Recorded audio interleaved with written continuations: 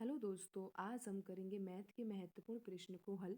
और दोस्तों, इन प्रश्नों के अभ्यास के माध्यम से आप अपनी किसी भी परीक्षा की तैयारी को बेहतर कर सकते हो। आइए दोस्तों, शुरू करते हैं आज का पहला प्रश्न।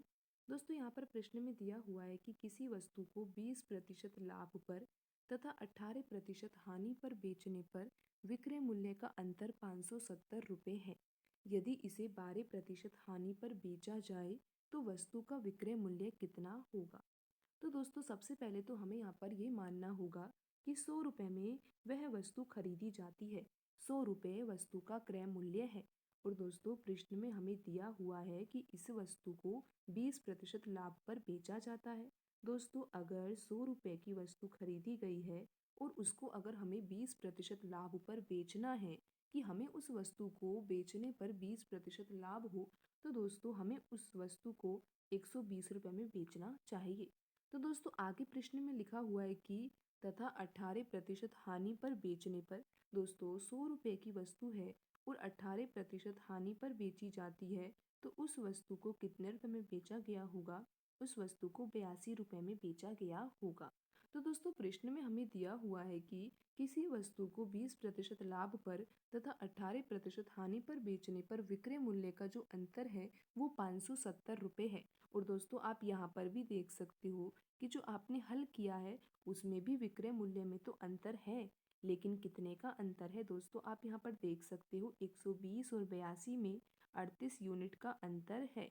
और दोस्तों, प्रश्न में हमें यही अंतर किसके बराबर दे रखा है, 570 के बराबर दे रखा है।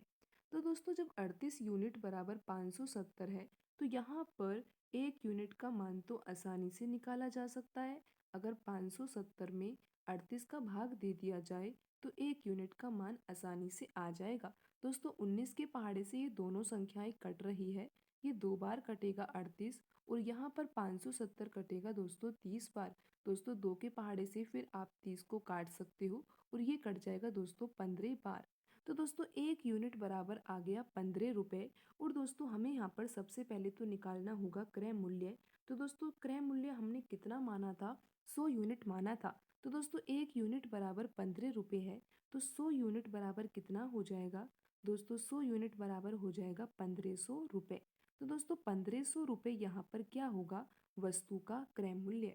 तो दोस्तों, आपको यहाँ पर ये तो पता लग ही गया है कि क्रय मूल्य कैसे निकाला गया है और क्रय मूल्य कितना आया है, 1500 रुपये क्रय मूल्य आया है।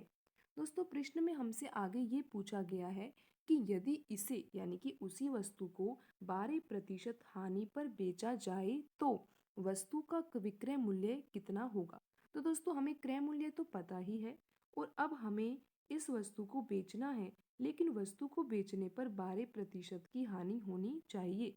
तो अब हमें यहाँ पर ये पता लगाना है कि विक्रय मूल्य कितना होगा।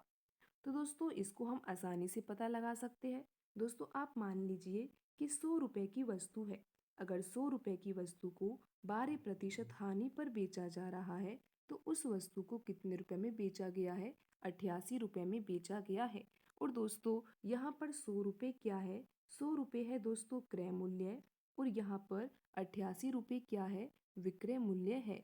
तो दोस्तों, आपको पता है कि क्रय मूल्य तो कितना आया है, क्रय मूल्य तो दोस्तों आपने अभी निकाला था, जो कि 1500 रुपये आया है। तो अब आपको विक्रय मूल्य निकालना है।